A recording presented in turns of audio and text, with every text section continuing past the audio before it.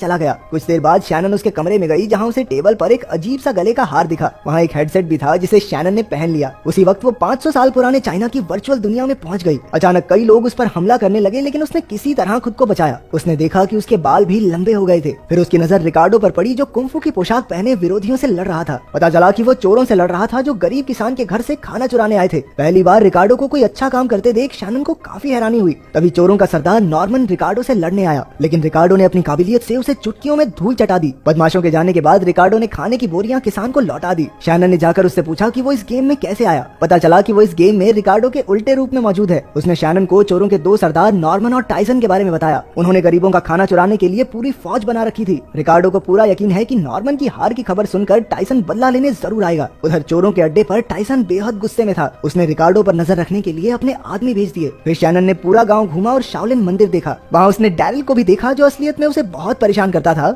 लेकिन यहाँ वो एक अच्छा इंसान था। उनके स्कूल का प्रिंसिपल यहाँ मार्शल आर्ट्स का टीचर था। वहाँ शैनन की मुलाकात गांव के सरदार से भी हुई। अचानक एक दिन रिकार्डो बीमार होकर बेहोश हो गया। गांव वाले तुरंत उसे एक वैद्य के पास लेकर गए जो मार्शल आर्ट्स की एक बेहतरीन योद्धा भी थी। बाद में जब रिकार्डो ठीक हुआ तो शैनन उस वैद्य के साथ गांव घूमने निकली। उन्हें एक पुरानी झोपड़ी दिखाई दी जिसमें एक भद्दा सा आदमी ध्यान लगाकर बैठा था। वैद्य ने बताया कि ये आदमी दरअसल उसके पिता हैं। वो गांव-गांव घूमकर चोरों को पकड़ते और लोगों की मदद करते थे, लेकिन जब से उसकी माँ की मौत हुई है वो 1 साल से झोपड़ी से बाहर तक नहीं निकले। फिर शैनन ने कुछ दिन गाँव में रहकर मार्शल आर्ट सीखा। वो और रिकार्डो इकट्ठे प्रैक्टिस किया करते। जल्द ही चोरियों की वजह से गाँव में खाने की कमी हो गई, इसीलिए गाँव के सरदार को कानून बनाना पड़ा कि सभी लोग दिन में सिर्फ 2 बार ही खाना खाएंगे। जल्द ही वो लोग भूख से मरने वाले थे। एक रात शैनन अपनी टोली के साथ चोरों के घर खाना चुराने पहुंच गई। डैरिल ने जहरीली सुई मारकर गार्ड्स को बेहोश कर दिया। फिर वो गोदाम में जाकर सब कुछ इकट्ठा करने लगे, लेकिन तभी किसी ने शोर मचा दिया। एरीज ने भी आगे होकर दुश्मनों का सामना किया। बाकी सबको ना चाहते हुए भी एरीज के बिना ही वहाँ से भागना पड़ा। अगले दिन शैनन ने गाँव के सरदार से एरीज को बचाने को कहा, लेकिन उसने ये कहकर इनकार कर दिया कि एरीज चोरी कर रही थी, जो कि कानून के खिलाफ है। हताश होकर शैनन एरीज के पिता बाव से मदद मांगने गई। शैनन ने उसे बताया कि वो भी अपने पिता को अपनी माँ की मौत का जिम्मेदार समझती रही। अचानक बाव झोपड़ी से अपनी बेटी को बचाने निकल आया। उसने चोरों के अड्डे पर हमला करके सारे गार्ड्स को चित कर दिया। आखिरकार उसने एरीज को बचा लिया और दोनों फिर से घूमने निकल गए। शैनन उन्हें रोकना चाहती थी, लेकिन बाव ने उसे विश्वास दिलाया कि वो खुद चोरों का सामना कर सकते हैं। उधर जब टाइसन को खबर मिली कि उसके आदमियों पर हमला हुआ है तो वो अपनी फौज के साथ गाँव में घुसने को तैयार हो गया। उधर शैनन, डैरिल और रिकार्डो जानते थे कि ऐसा जरूर होगा, इसलिए वो मिलकर तरकीब लगाने लगे। शैनन जानती थी कि दुश्मन को हराने का कोई तरीका तो जरूर होगा, क्योंकि आखिरकार ये है तो एक गेम ही ना।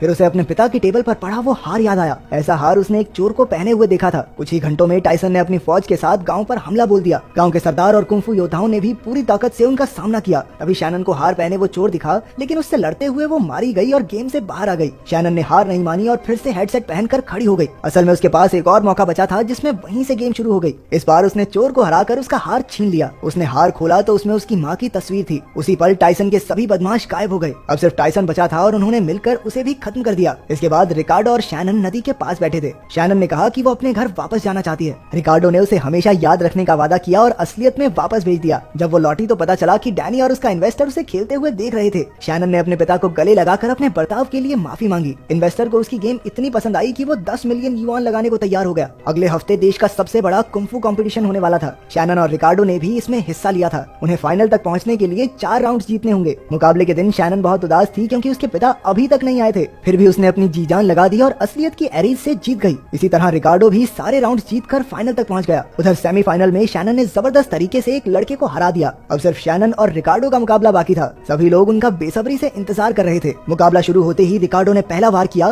लेकिन शैनन उससे बच गई। ठीक इसी तरह रिकार्डो भी शैनन के सभी हमलों से बचता रहा। पहले राउंड में दोनों में से किसी को भी मारने का मौका नहीं मिला। फिर रेफरी ने सीटी बजाई, लेकिन रिकार्डो ने फिर भी शैनन पर धोखे से हमला कर दिया। रिकार्डो के पॉइंट कम किए गए, लेकिन वो फिर भी नहीं माना। अगले राउंड में भी बराबरी का मुकाबला चल रहा था। अचानक शैनन ने रिकार्डो की पीठ पर हमला करके उसे गिरा दिया। गुस्से में रिकार्डो ने फिर से रूल तोड़कर शैनन के घुटने पर वार किया। शैनन काफी दर्द में थी, लेकिन वो फिर भी अगले राउंड के लिए खड़ी हुई। इस बार रिकार्डो ने फिर से उसके सर पर वार करके रूल तोड़ा, जिससे शैनन बेहोश होने ही वाली थी। लेकिन तभी उसने अपने पिता को देखा जो ऑडियंस में बैठे उसकी हौसला अफजाई कर रहे थे। एक नए जोश के साथ शैनन एक बार फिर से खड़ी हुई। उसे गेम वाले रिकार्डो से सीखी तकनीक याद आई और उसने वही इस्तेमाल की। एक ही बार में रिकार्डो चित हो गया और शैनन ने मुकाबला जीत लिया। हजारों लोगों की तालियों के बीच वो भागकर अपने पिता के गले लग गई।